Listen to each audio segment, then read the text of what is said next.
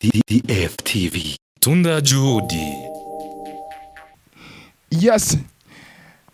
Ni kabiri gatanu ndwi niyo code television ni DFTV kuri mikoro ni A Square G nazo Ismail G bad band kamera ni Logic J Jamar kama kawaida. Aho twaje gutembera tugane n'abene gihugu dutera inkuru kwa kundi nyene dutwenge batwenge stress ziruke. Bibi ndakwibarize rero akabazo sivyo? Mwitwa bana Kabudesi angoma ndakwaza akantu. Urashobora kumbwira umuperezida aheruka gutsinda manda ya 2025?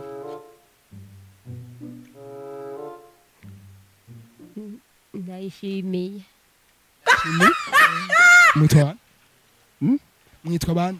Misigaro Ruwi. Ruwi ngoma ndakubaza akabazo. Urashobora kumbwira umuperezida aheruka gutsinda manda ya 2025 mu Burundi? Umwana gutsinda manda sinkunda gukiranira radio cyane kugira ndamutegera. Sinkunda gukurikirana radio cyane kugira namenye ndamutegera. Perezida w'u Burundi aheruka gutsinda manda ya 2025 ntawuzi. Ndamutse perezida w'u Burundi ndamutse turabana. Ndayishimiye Barista turabana. Nyuma yo gutsinda manda ya 2025. Sawa. Mwitwa bande gama? Gerard ne kumengo wicaye wenyene. Nicare nanje ntaco. Wicaye. Sawa. Gerard ngomba ndakwaze kantu.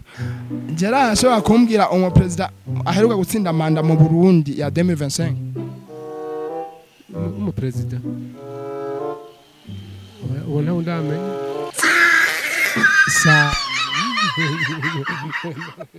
Sawa rero Gerard. Sawa. Mtama. Ni sawa rero? Sawa. Mwe mwitwa ba?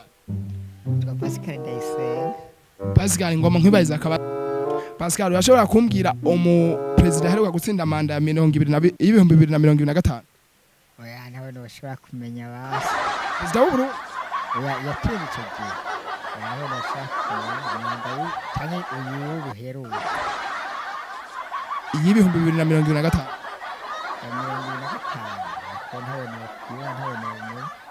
Sawa.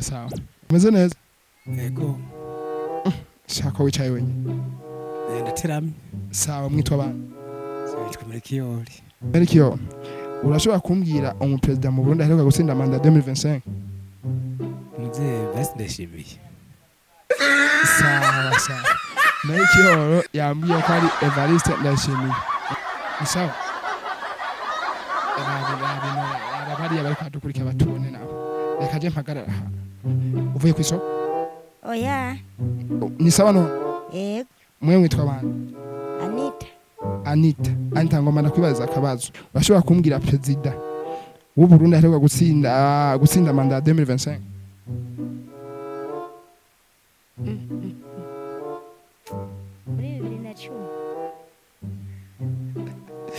Muri 2025?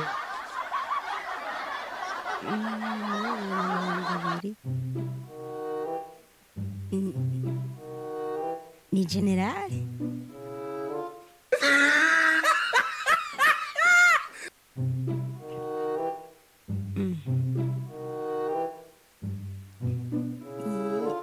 Ngene wumva. General Nkurunziza ndayishimiye.